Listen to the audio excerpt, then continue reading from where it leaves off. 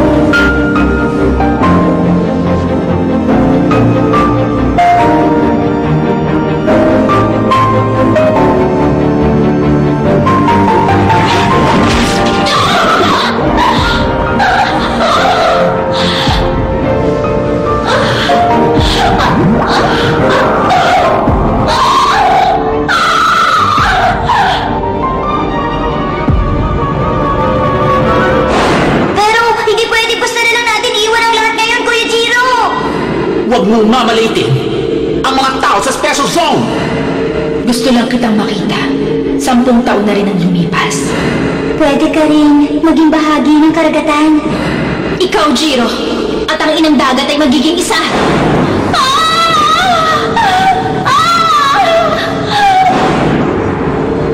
Hindi ka naging isa, Jiro. Nandito ako. Hindi kita iiwan. Kahit anong nangyari.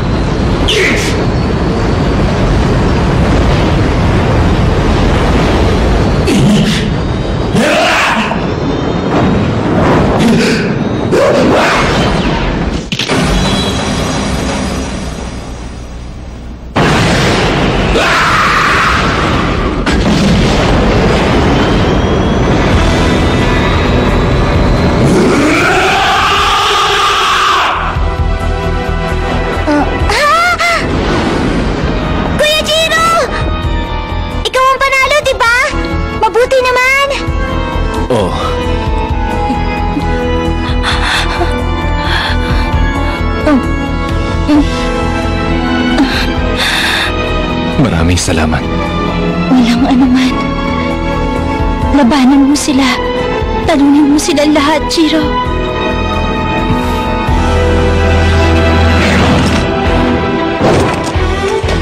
Patawarin mo ako, Kotaro.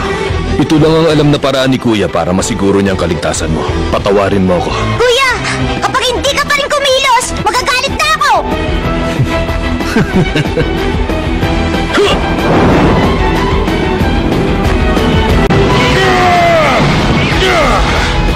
Kasar!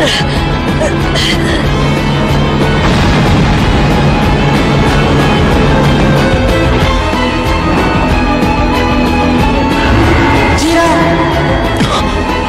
Nakita ko ang determinasyon mo. Tutulungan kita. Pasok na! Maraming salamat! Mimiko. Hindi ba gusto mong malaman kung bakit kami nagpunta ni Kotaro sa Special Zone? Oo. Ang totoo. Nandito kami para magkaroon ng mga kaibigan si Kotaro. Para kapag wala na ako, hindi siya malulungkot. Ginawa akong vampira ng isang Black Blood na nagngangalang Alice Eve. Isa siyang Source Blood. At isa sa mga pinakamatandang Black Blood na nabuhay. Isa siyang Source Blood. Pero kahit na Source Blood siya, hindi niya pinalaganap ang bloodline niya. Sa isang tao niya lang isinalin ang dugo niya. Ako ang taong yon. Magmula noon, pinrotektahan ko na ang katawan at ang dugo niya. Yun ang tadhana ko.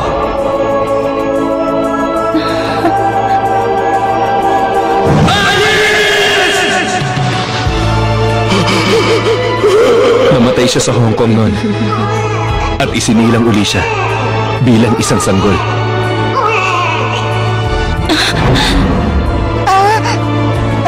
Si Kotaro, ang reincarnation ng pantas na si Alice Eve.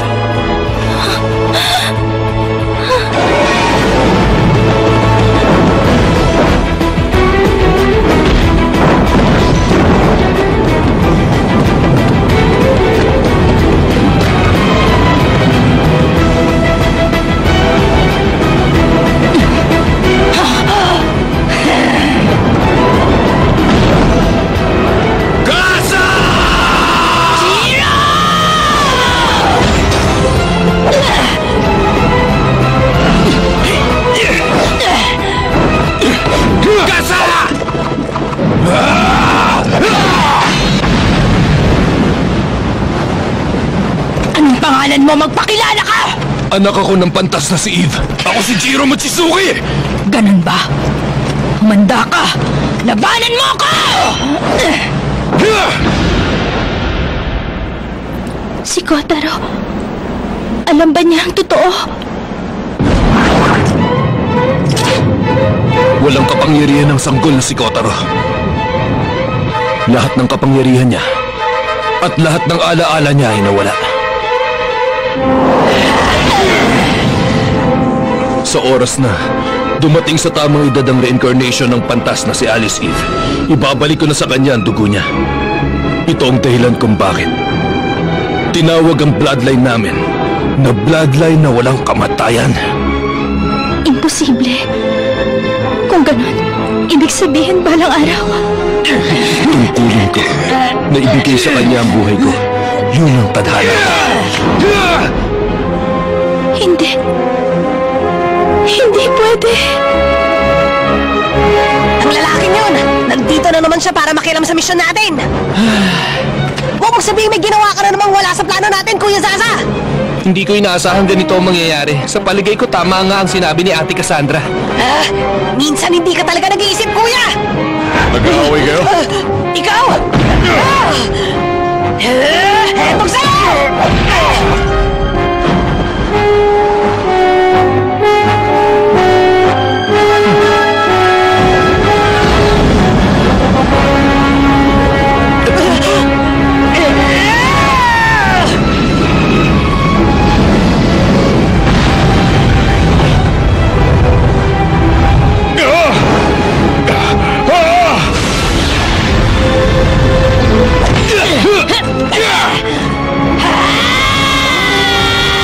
Ito yung tadhana ng mga katulad ko na may ganitong bloodline.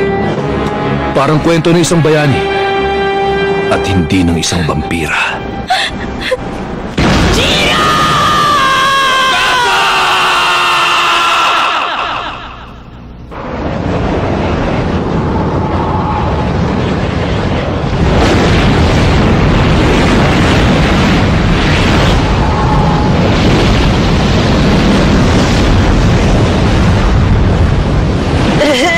Kainis ang Zelma na yun!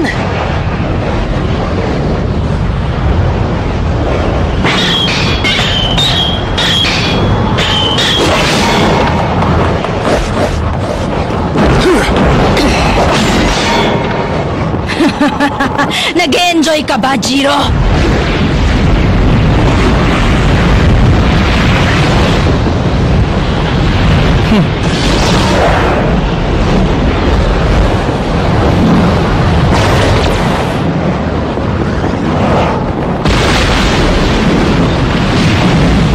Palagay ko, sapat na yun.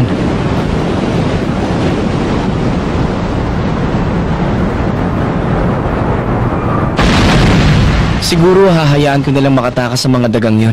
Nababagot na akong makipaglaro sa kanila.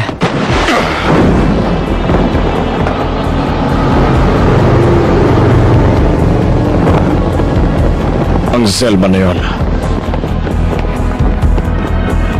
pinatakas na sila.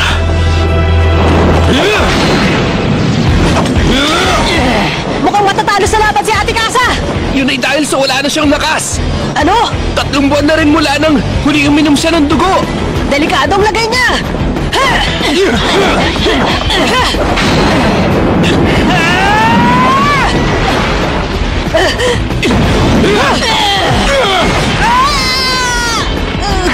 Kasa! Katapusan mo na!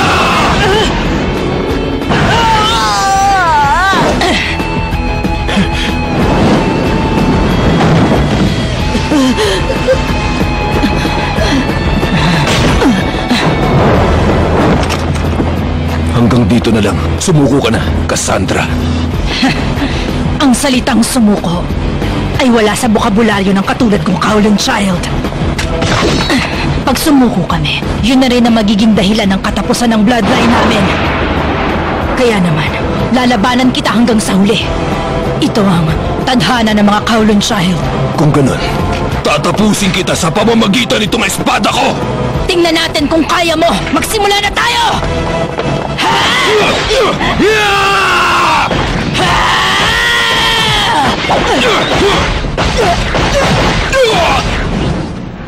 Alam kong nasasaktan ka, Jiro.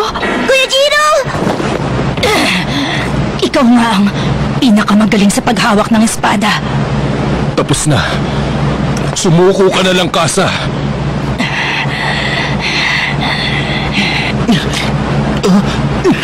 Sa wakas umulan din.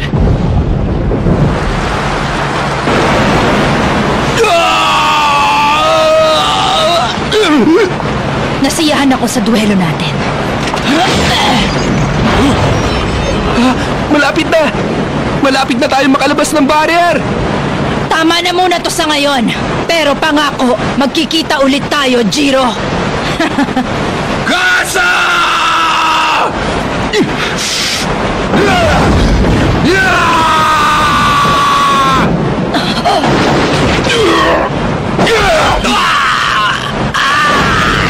Zaza! Kasa! Jiro!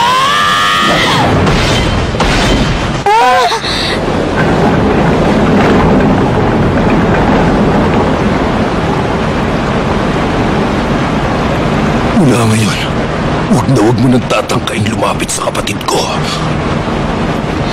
Ganon. Ayokong mangako.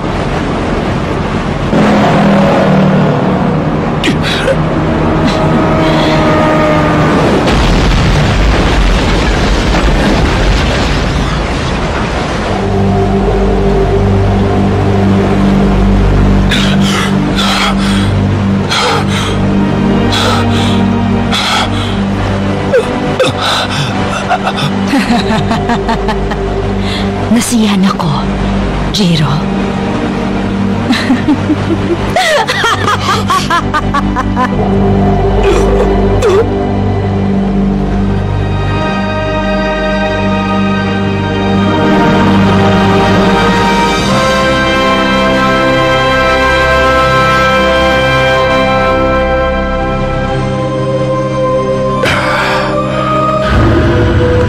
Nakatakas siya? Pasensya na kayo, Master. Ayos lang. Wala na ang lahat ng mga kalaban.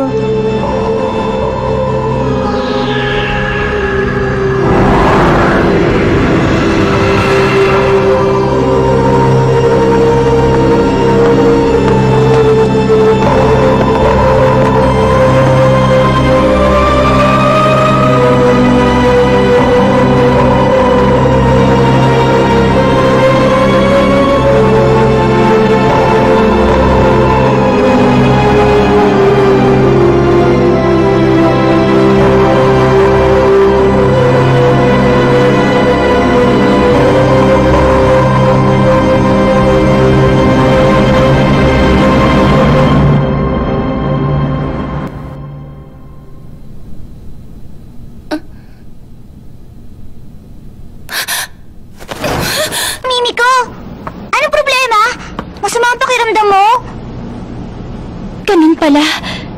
Hindi yan panaginip. Ha? Alin dun? Ah! Pinabibigay nga pala to ni Kuya Jiro. Sana raw sapat na to para sa'yo. Ha? Ano ang perang ito? Renta namin. Ha? Hindi niya raw alam kung magkano ang renta rito. Kaya kunin mo na raw muna yan. Renta?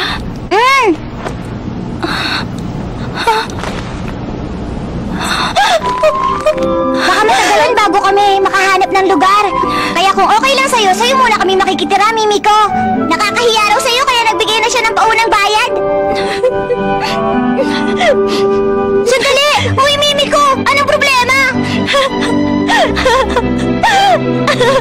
Mimiko! Kulang pa ba yung renta? Magsalita ka naman! Sige na, Mimiko!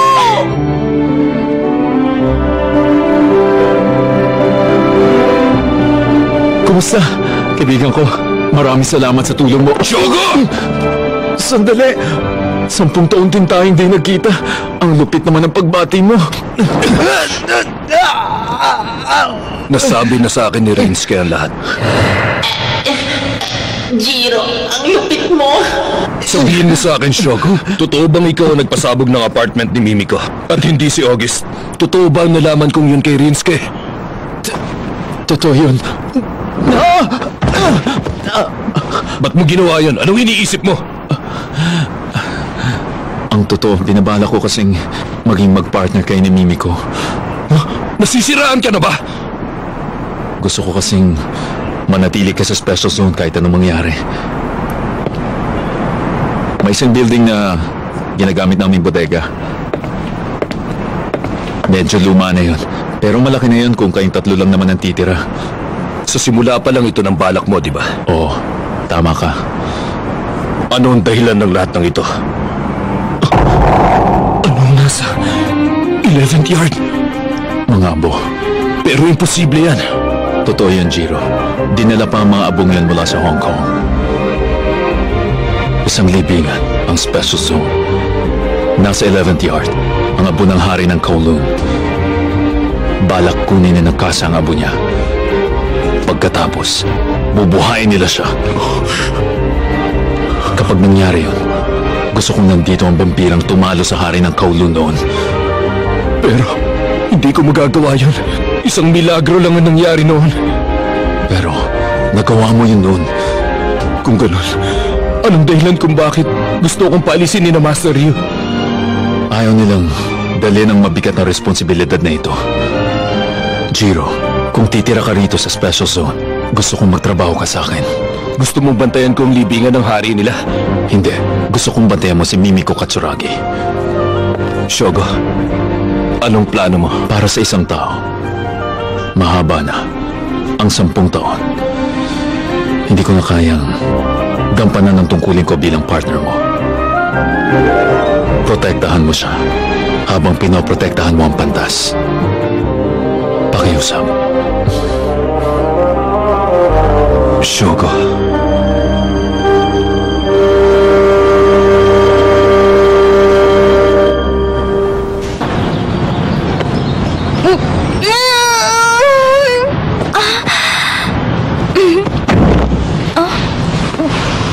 Jiro! Huwag ka nang tumulong kung hindi mo talaga kaya! Gusto kitang tulungan. Mula ngayon, tutulungan na kita sa lahat ng gagawin mo. Ayos lang, pumasok ka na. Pero, maswerte tayo, di ba? Malapit lang tayo sa dati kong kwarto. May maganda rin namang nangyari, hindi lang puro masama. Shogo, gigilitan na talaga kita! Ha? Wala. Siya nga pala, Mimiko. Meron akong hihilingin sa'yo. Mangako ka. Ilihim mo lang kay Kotaro ang mga sinabi ko sa'yo. Si Kotaro, ang reincarnation ng pantas na si Alice Eve. Kapag binilik mo na ang dugo niya, paano ka na, Jiro? Malamang ang lahat ng dugo sa katawan ko. Ubusin niya. Huwag ka naman malungkot, Mimiko. Sinabi ko sa iyo ang sikretong yun dahil pinagkakatiwalaan kita. Kaya huwag kang umiyak. Pero, Jiro...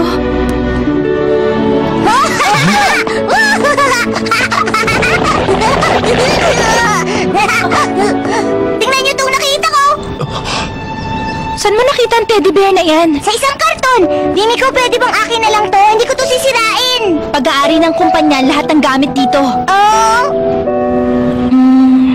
Tingin ko, hindi na yan kailangan ng may-ari ngayon. Ayos! Magmula sa araw na to, tatawagin na kitang Bawang Bear! Araw-araw tayo maglalaro!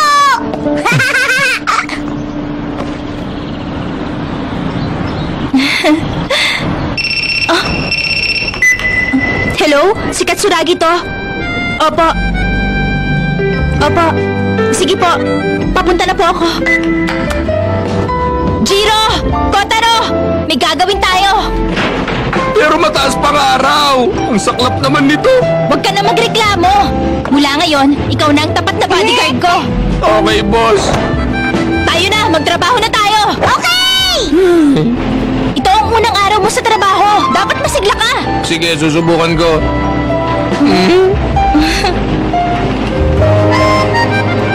Huwag ka mag-alala. Makakagawa tayo ng pagbabago sa mundo. Sigurado yan. Tara! Halika na!